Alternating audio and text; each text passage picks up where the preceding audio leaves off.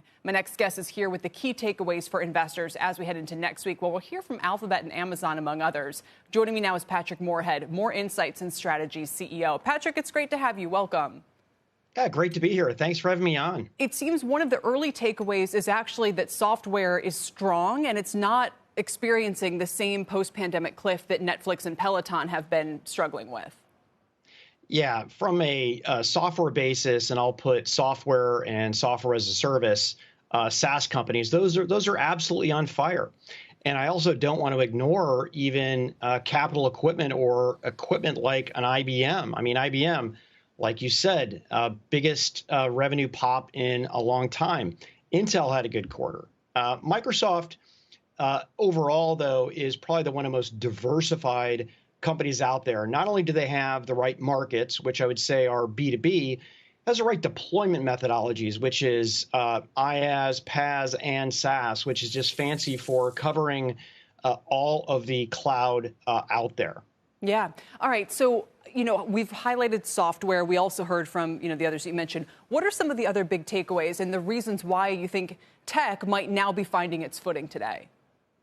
Yeah, so first off, the way that I break it down is looking at consumer and also business markets. And I think Microsoft and IBM and even SAP are great bellwethers for that. And that did great. In fact, if you double click on Intel, they had a 53% increase in data center for businesses.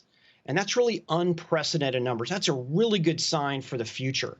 And on the consumer, really the bellwether there is Apple, and we have upcoming Google.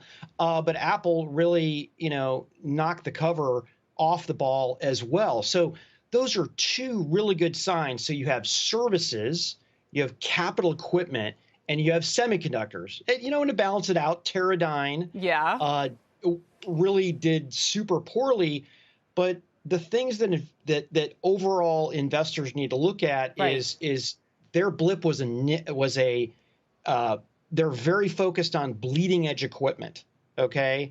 And I think it's a message that Teradyne needs to expand to get out of the bleeding edge and get off of relying on TSMC and Apple. And that's really what hit them. Very interesting. So let me ask you about the chips in particular. The semi ETF at one point today was down more than 20% from its highs.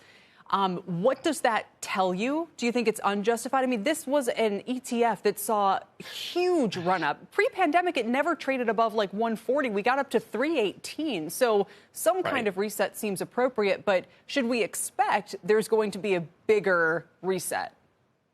We are in unprecedented demand for semiconductors. And the only thing on a revenue basis that makes it a little bit odd is when you look at memory prices that are going down. But if you look at compute, if you look at connectivity, if you look at storage, those are absolutely unprecedented growth that we're seeing. And what's driving that is the demand for enterprise SaaS and consumer SaaS and even PCs. I mean, Apple had the biggest device, the biggest MacBook sales ever, and that was driven by the competitiveness of its silicon. Wow. So let's talk about next week. We have Amazon, we have Alphabet, we even have names like Activision, a bunch of others. The tech landscape that you're describing sounds like it should give investors some, reassurance that the fundamentals are still pretty strong. Or am I putting it too broadly? No, I think the only thing that Amazon is a tech play on one side with its cloud arm, and it's a retailer on the other. So I can't necessarily speak for how its retail division will do, but I believe its cloud division will do exceptional. I think we've seen advertising as a market look really good. So I'm expecting Google to do well. But I think the fear of the future, if it's related to fundamentals of profit, I think are way overblown. And I think next week could be the big signal that tech is back. So with all of that said, and given how much of a reset we've seen from the highs, you mentioned Intel. Are there any other names, some of the more overlooked names that you think investors should look to pick up here? Yeah, so I like Intel because its PE is just so low, and it's a future play, and I understand why margins are dragging and people concerned, but I'm not concerned. Microsoft is a safe bet. It's consumer, it's commercial, and it's in the right types of businesses that are out there. All right, so there's a couple of names as we head into another heavy week. Patrick, thanks for your time and your takeaways. We appreciate it. Thanks for having me on. Patrick Moorhead today. Shepard Smith here. Thanks for watching CNBC on YouTube.